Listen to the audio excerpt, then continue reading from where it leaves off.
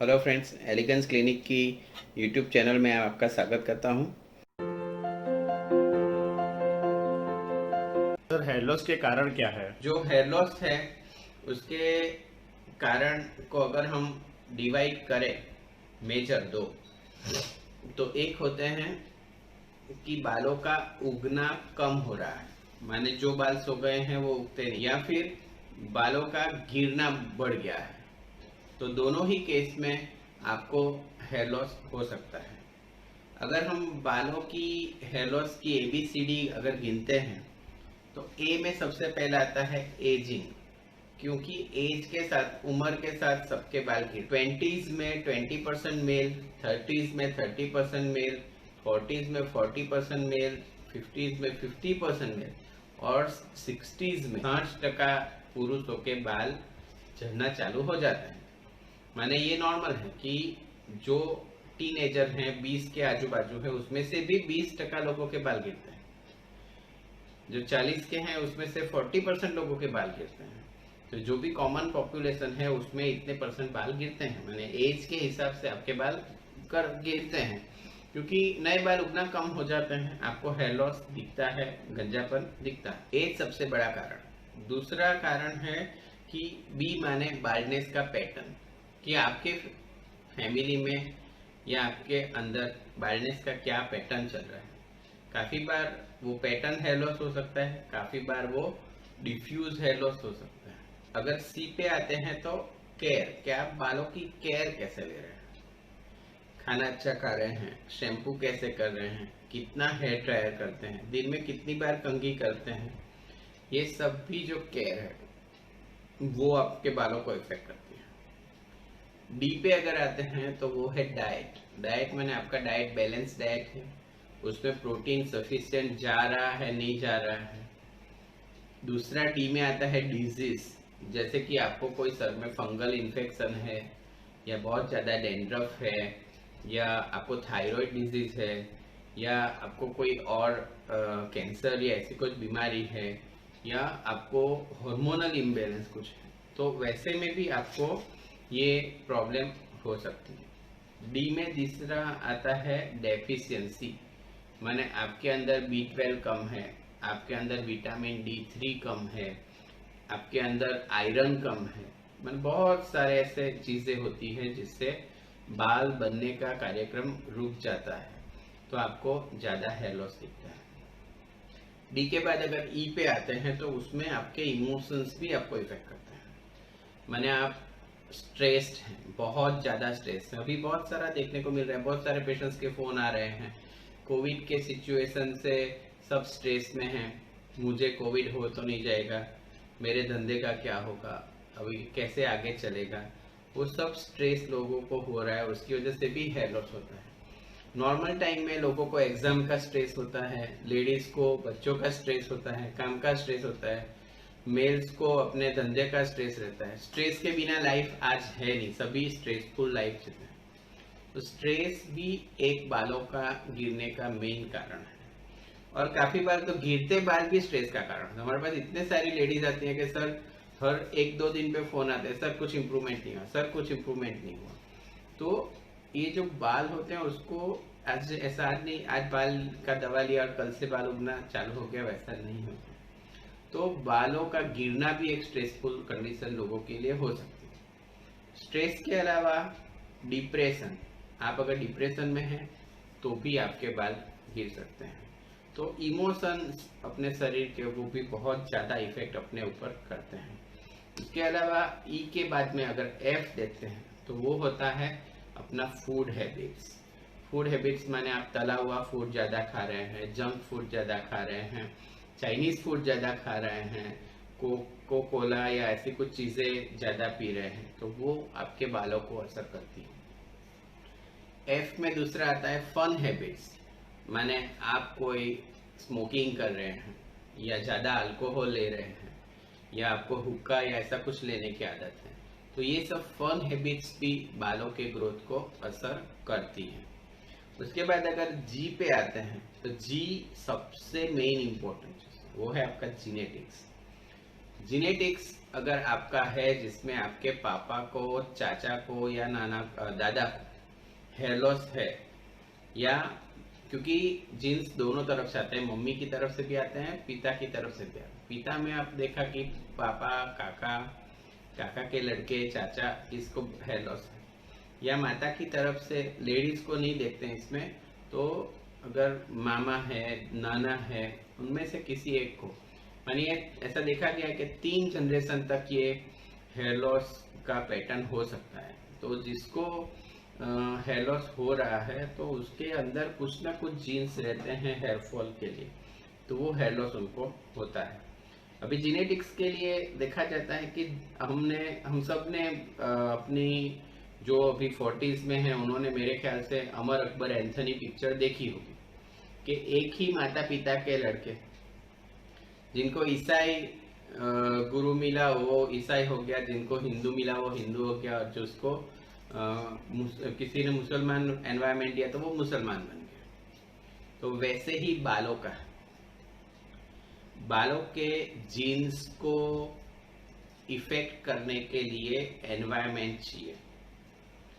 ऐसी भी स्टडीज हैं कि 2 ट्विन्स जिसके जीन्स सेम हैं, क्योंकि सगे भाई बहन भी होते हैं क्योंकि माता पिता सेम है, लेकिन ट्विन्स में तो सब जीन्स सेम होते हैं, लुक सेम होता है, उनका चेहरा सेम होता है, बाल सेम होते हैं, सब सेम होते हैं। लेकिन अगर वो 2 एनवायरनमेंट पे रहते हैं, जैसे कि कोई इंडिया में रह रहा है, कोई यूएस रह रहा है, तो भी उनका हेयर लॉस का पैटर्न अलग होता है। क्यों? क्योंकि जो मैंने बाकी के सब फैक्टर बताए वो दोनों जगह पे अलग अलग है। माने बाकी सारे फैक्टर्स जीन्स पे इफेक्ट करके आपके बालों को गिराते हैं। ऐसा नहीं कि आपके अंदर बाल गिरने का जीन्स है तो आपके बाल गिरेंगे। अगर आप बाकी सब चीजों का केयर करते हैं तो वो जीन्स का जो इफेक्ट आना चाहिए वो इफेक्ट कम आता है या लेट आता है। तो जीन्स एक सबसे बड़ा इम्पोर्टेंट पॉइंट है। अगर हम एज पे आते हैं तो अपने हेयर की क्वालिटी क्या है, अपने हेयर की डेंसिटी क्या है, अपने हेयर बहुत पतले तो नहीं है। किसी किसी के बाल आप देखते हैं बहुत पतले होते हैं, सिल्की होते हैं, थोड़े से स्ट्रेच पे निकल जाते हैं, तो वो हेयर की क्वालिटी अपने उसमें कैसे चल रही है वो है। और एज में सबसे मेन इम्पोर्टेंट है हॉर्मोन्स, क्योंकि हॉर्मोन्स का ही ये सब खेल है। मेल पैटर्न बाल्डनेस जो हो रहा है वो हार्मोन से होता है। आपका जो टेस्टोस्टेरोन हार्मोन है वो डीएचटी में कन्वर्ट करके आपके जीन्स को अफेक्ट करता है और बाद में वो हेयर फॉल होता है। फीमेल्स में जो एस्ट्रोजन है, प्रोजेस्टेरोन है, वो सब हेयर फ्रेंडली मेडिसिन हार्मोन्स हैं। आप देखते हैं कि नॉर्मल फीमेल्स को हेयर लॉस कम होता है, अगर प्रेगनेंसी आ रही है तो उसके बाल बहुत अच्छे हो जाते हैं। लेकिन आप जब देखते हैं कि प्रेगनेंसी के बाद हार्मोन कम होते हैं तो उनका हेयर लॉस बढ़ जाता है। मेनोपॉज के बाद उनका बॉडी हार्मोन प्रोड्यूस नहीं करता है तो बाल गिरना चालू हो जाते हैं।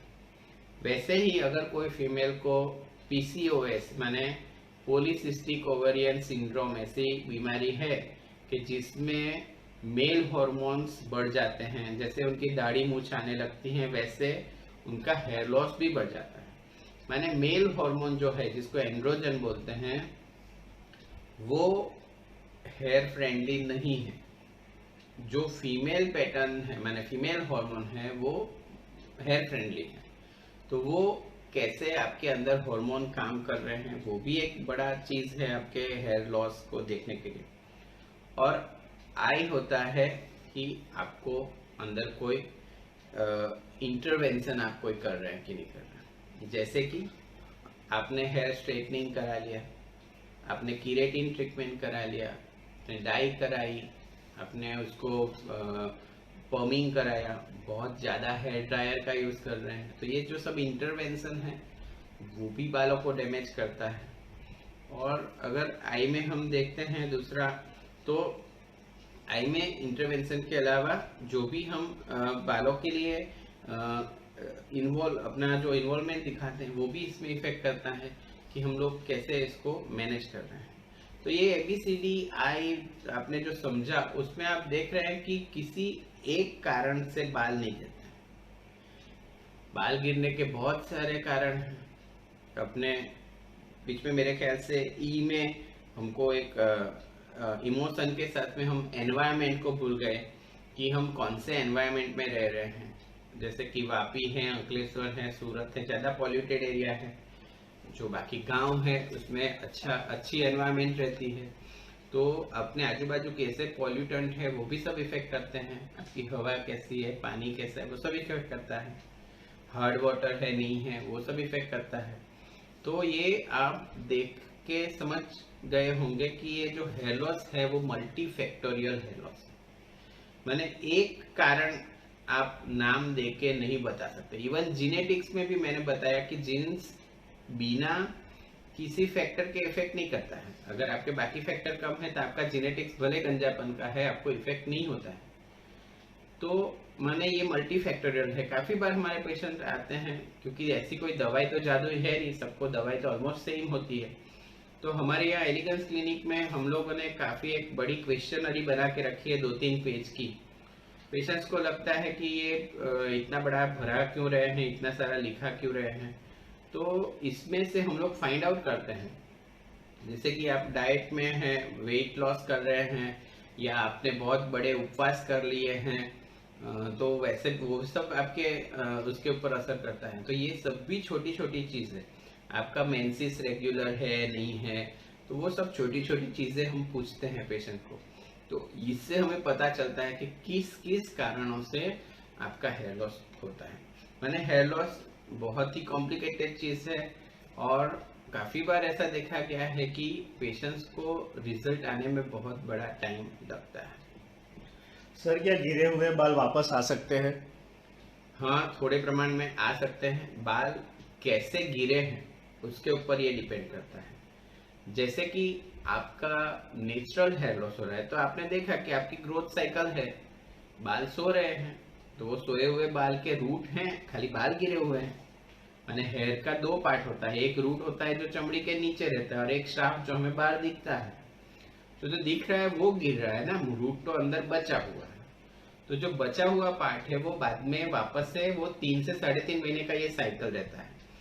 2 से 7 साल का एक्टिव फेज होता है, उसके बाद के जो 2-3 साइकिल मैंने बताई वो 3-4 महीने की रहती है, उसके बाद वापस से वो बाल उगता है। तो ये जो साइकिल रहती है वो मैनेजेबल रहती है। तो जो बाल गिरता है वो हर एक बाल का रूट मरा नहीं होता है, तो वो उग जाता है वापस।